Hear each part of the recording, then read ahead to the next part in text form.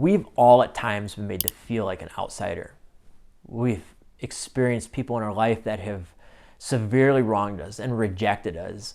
Maybe they've slandered us or gossiped about us or talked smack about us or pushed us outside of our friend group and left us on the sideline to feel this big. Or maybe we've grown up in a household that has since divided and been reunited, and we have half brothers and sisters that we feel rejected by. Or maybe it's as simple as the people that are closest to you, you just feel like they don't understand you. They don't get you. They don't understand where you're coming from. And your heart is just filled with bitterness and anger as a result of this. And you feel like there's no way that I could ever extend any kind of forgiveness or grace or mercy to these people.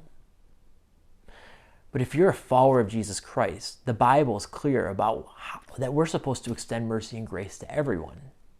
It says to love your enemies, love those who persecute you. If somebody slaps you on one cheek, you're supposed to offer the other cheek in return. And you're like, you don't understand what they've done to me. How is that even possible? Give me an example of somebody that is able to extend that kind of mercy and grace to somebody when they've been wronged and persecuted in such a crazy way. I'll give you one. There's this guy, the next judge. His name is Jephthah.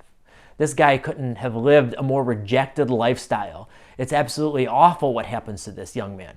This guy is born into a household, born of a prostitute. He's an illegitimate child. His dad cheats on his wife, and he ends up having Jephthah with a prostitute. Well, his dad ends up having many more sons with his actual wife. And as these sons grow up, they totally reject him. Dude, you're an illegitimate child. You're not going to get this inheritance. You're awful. Get out of here. We don't want you anywhere near us. So they push this guy out of their village, out of the family, and he takes off. And when Jephthah leaves, he leaves with all of the misfits and the people that everybody else has rejected too. And he goes to this town named Tob. And while he's out there, this guy Jephthah, he becomes this mighty warrior, and he starts raiding all of the enemy tribes. You remember earlier on in the series of Judges, when the Israelites came into the Promised Land, they were supposed to worship God and God alone. And they were supposed to go into the Promised Land and wipe out all the enemies. And the reason they were supposed to wipe out the enemies is because they served false gods, idols. And God knew that the Israelites were going to serve those gods too. So they were supposed to wipe them out, but they didn't. They ended up serving and worshiping the fake, stupid gods of those people, the ones that weren't real. And so Jephthah, when he goes out with these mighty warriors, they start going after and actually attacking the people that God had originally wanted them to attack, start wiping them out. Well, in the process of all this, Jephthah and his mighty warriors, they build a crazy big reputation of being the mighty warriors in Israel. Well, meantime, the Israelites are severely oppressed by the enemy because they've turned away from following the Lord. Well, they cry out to God for help, and God responds, and he says, all right, I'm going to send a judge. But the Israelites are now being attacked by the Ammonites, and they're like, who's going to be the guy that's going to deliver us? Well, I know. Let's call Jephthah. Because Jephthah is like the crazy warrior that everybody knows about in Israel. Let's have him come in and be the commander of our army to deliver us. So what do? They call the guy that they kicked out of the town originally to come in and rescue them. Jephthah comes and he says, what's up? Why are you calling on me? You rejected me. You guys completely ostracized me. You made me feel this big. You guys crapped all over me. Why do you want me to become the commander of this army? They don't apologize. They just say, because we need you. You're the guy that's going to do it. We need your help. See, Jephthah, you look at the situation. The Israelites didn't deserve him to come and become the commander of the army. They didn't deserve him to get his mighty warriors and misfits and go and deliver the Israelites from the enemies that were oppressing them. They didn't deserve that at all. But yet Jephthah says, okay, I will take command of the military, and I will take all of these warriors, and we will go defeat the enemy. How was he able to do that? How was he able to extend that kind of mercy and grace to the Israelites that had severely wronged him? He was able to do that because of the love that he had for God, and he knew the grace and mercy that was extended to him.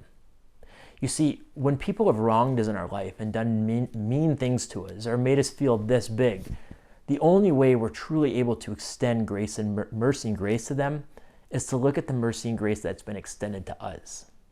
You see, if we're to define what mercy and grace is, mercy is, let's say that my son Samuel grabs a toy and he purposely throws it at Sloane's face and hits her in the face with it. Samuel deserves to be punished. He deserves to be grounded. He deserves to be put in his room or the toy being taken away from him. But let's say instead of punishing him, I say I'm going to remove that punishment and I'm not going to ground you. And instead of not punishing you, not only am I not going to punish you, I'm going to let you go upstairs and watch TV for a couple hours, watch a cool movie. I'm going to give you the gift of doing that. So it's withholding a punishment that we deserve and then giving a gift to somebody that doesn't deserve it. It's just the same thing that God has done for us. We have broken God's righteous standard. We all deserve punishment. We all deserve to go to hell because we've all fallen short of God's glorious standard. But God's so rich in mercy that he sent his son, Jesus Christ, to die on the cross so we can have eternal life, a life abundant, and to be made right with God and spend eternity in heaven. You see, God withheld a punishment from us, and then he gives us a gift in return. And see, when we look at that and we compare that to anything else anybody's ever done to us, it all pales in comparison. That's really the only way to be able to extend mercy and grace to people. And I look at two people in this story. I look at the people that have persecuted Jephthah. I look at the people that have wronged him, the people that maybe you have been wronged by. And I think we can relate to those people because at times we treat other people this way. Maybe we're the ones making fun of people in school. Maybe we're the ones that aren't being nice to them. Maybe we're the persecutors. In your groups, you're going to look at that. And if you relate to that, I want to talk to your leaders about it. Talk in your groups about it.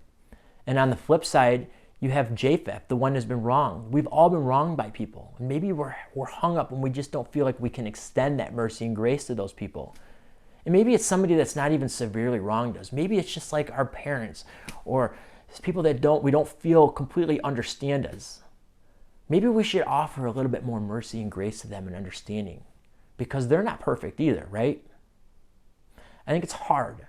Jephthah's story is a convicting one. One of my favorite parts of his story is the love that he extends even to the misfits. When he was kicked out, you can see that he had a relationship with God because when he took off, he took all the other people that were rejected too. He extended mercy and grace to them. He said, come with me.